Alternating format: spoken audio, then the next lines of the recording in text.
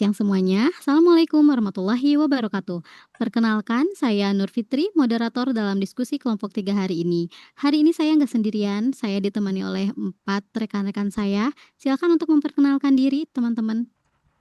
Oke, terima kasih Teh. Ya, izin memperkenalkan diri. Nama saya Selva Panca Julian Hegian, NDH 33. Oke, selanjutnya silakan Kang Angga. Oke, terima kasih Kang. Perkenalkan nama saya Angga Nuraigun, NDH 05. Selanjutnya silahkan perkenalkan.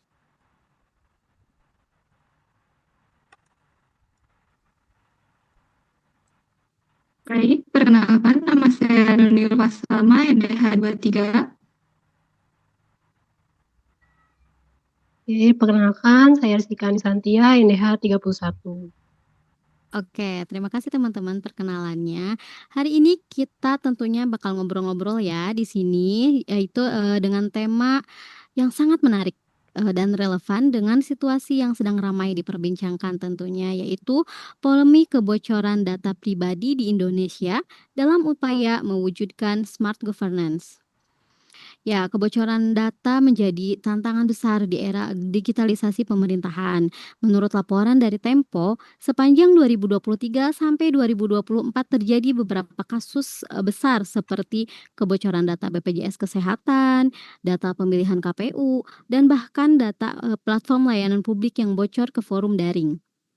Isu ini menimbulkan kekhawatiran publik terhadap keamanan data pribadi dan mewujudkan bahwa penerapan smart governance belum sepenuhnya berjalan optimal.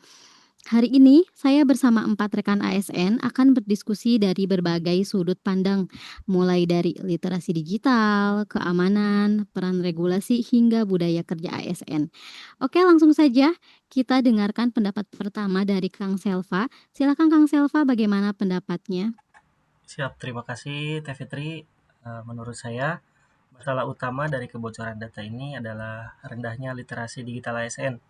Karena banyaknya pegawai belum memahami bagaimana menjaga keamanan akun, menggunakan jaringan yang aman, atau mengenali bentuk ancaman cyber seperti phishing dan malware. Padahal ASN memegang banyak data sensitif masyarakat seperti data kependudukan, keuangan, dan informasi pelayanan publik. Kalau ASN-nya tidak paham bagaimana cara menjaga data, maka teknologi secanggih apapun akan percuma. Jadi literasi digital seharusnya bukan lagi pilihan, tapi kewajiban bagi setiap ASN untuk mewujudkan pemerintahan yang cerdas dan terpercaya. Oke, baik. Terima kasih Kang Selva atas pendapatnya, sangat menarik ya teman-teman ya.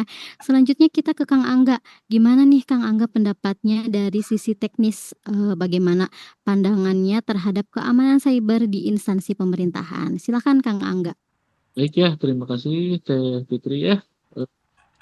Kalau dari sisi teknis, menurut saya sistem keamanan cyber pemerintah masih tergolong lemah ya. Banyaknya server instansi belum dilengkapi enkripsi yang memadai dan audit keamanan belum dilakukan secara berkala ya. Bahkan beberapa situs pemerintah masih rentan diretas karena tidak menggunakan standar keamanan internasional. Kita sudah punya dasar hukumnya seperti PP nomor 71 tahun 2019 tentang penyelenggaraan sistem dan transaksi elektronik. Tapi implementasinya ya seringkali terbentur pada minimnya anggaran dan kurangnya tenaga ahli di bidang cyber security ya. Kalau sistem ini tidak segera diperkuat, bukan tidak mungkin kepercayaan publik akan semakin menurun setiap kali ada kebocoran data besar. Begitu, baik. Terima kasih Kang Angga, sangat menarik nih ya pendapat dari Kang Angga. Nah, tentunya dari sisi hukum dan pengawasan penting juga ya teman-teman. Sekarang saya ingin dengar nih pendapat dari Teh Nuni.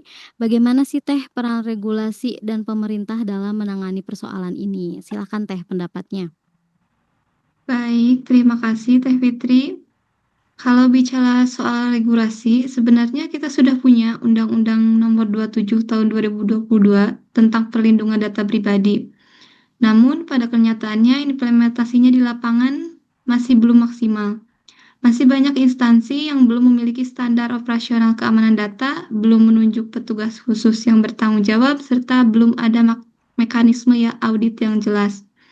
Menurut saya, pemerintah perlu memastikan setiap instansi memiliki data protection officer yang mengawasi tata kelola data digital, di mana selain itu harus ada sanksi tegas untuk pihak yang lalai dalam menjaga data publik, agar kasus seperti kebocoran BPJS Kesehatan tidak terus berulang. Regulasi tanpa pengawasan hanya akan menjadi formalitas, bukan perlindungan yang nyata. Begitu, Teh. Oke, baik, terima kasih ya Teh Nuni, sangat jelas dan kritis sekali nih Teh Nuni. Sekarang kita beralih ke Teh Rizky, Kak. Gimana sih Teteh melihat budaya kerja ASN dalam kaitannya dengan isu kebocoran data ini? Silakan Teh pendapatnya. Oke, baik, terima kasih Teh Fitri. Budaya kerja ASN ini memang sangat berpengaruh terhadap keamanan data ya. Soalnya masih ada sebagian ASN yang menganggap enteng urusan keamanan digital. Misalnya berbagi akun admin antar pegawai, menyimpan file penting di perangkat pribadi, atau bahkan mengunggah data ke media sosial tanpa izin.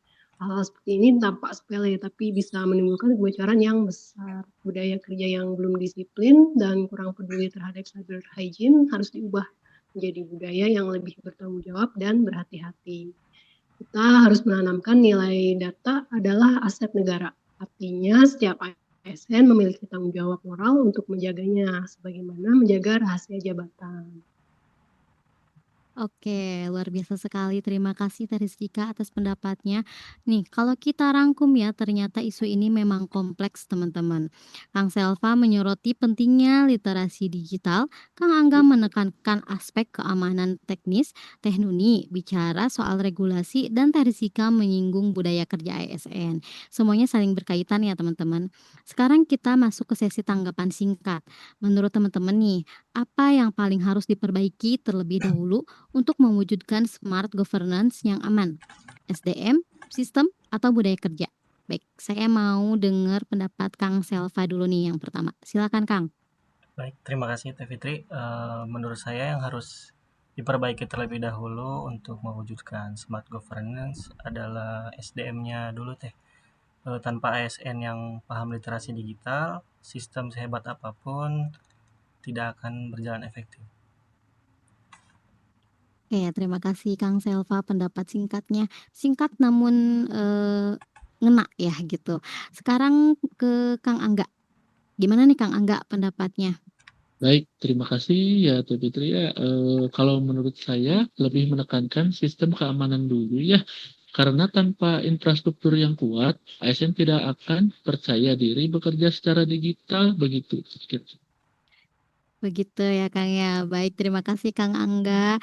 Selanjutnya ke Teh Nuni. Gimana nih Teh pendapatnya Teh? Baik, Teh, menurut saya keduanya harus berjalan bersamaan, di mana SDM dan sistem harus diperkuat sekaligus agar kebijakan pelindungan data bisa diterapkan secara menyeluruh. Siap, terima kasih ya Teh Nuni. Selanjutnya ke Teh Rizkika. Gimana nih pandangannya Teh? Coba silakan Teh.